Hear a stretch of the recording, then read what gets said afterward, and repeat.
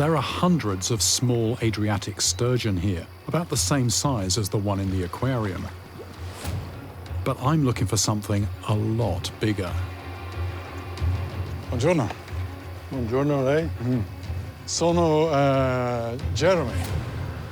Mucho gusto. E questi sono Il torrione italiano. These are the Adriatic sturgeon, also known as the Italian sturgeon. When I asked Giacinto whether sturgeon ever escape, he says no, but he has been actively releasing them for decades, hoping to quietly re-establish the species. And some of his release sites are on the River Po, which is directly connected to Lake Garda.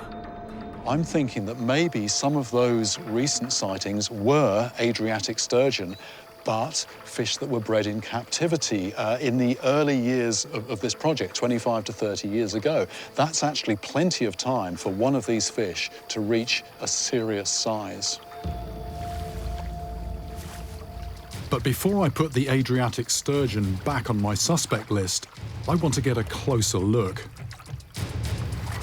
Giacinto says that the bigger ones here can be caught by hand.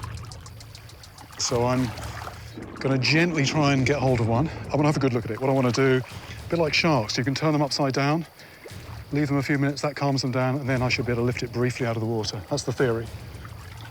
Here's one. Here's a big one coming. Wonder if I can do anything with this. Some fish go into a sort of trance when they're turned on their backs, a state called tonic immobility. This technique will be my only chance of hanging on to one of these powerful animals.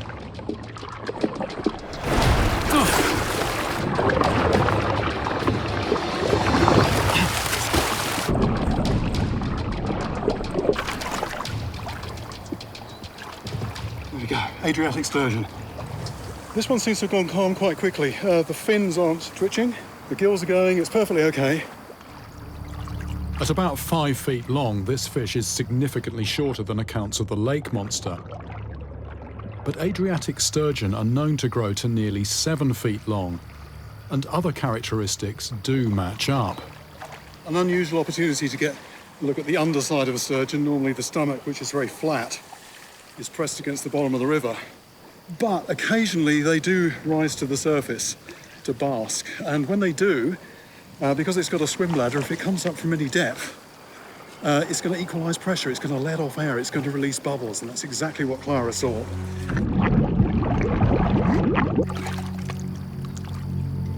Sturgeons don't have skeletons, they don't have bony skeletons. The only bone they've got is these plates on the skin, and one of those is along the back. One of these rose to the surface, gently, you can see a hump. It may be one of these that is the Lake Garda Monster.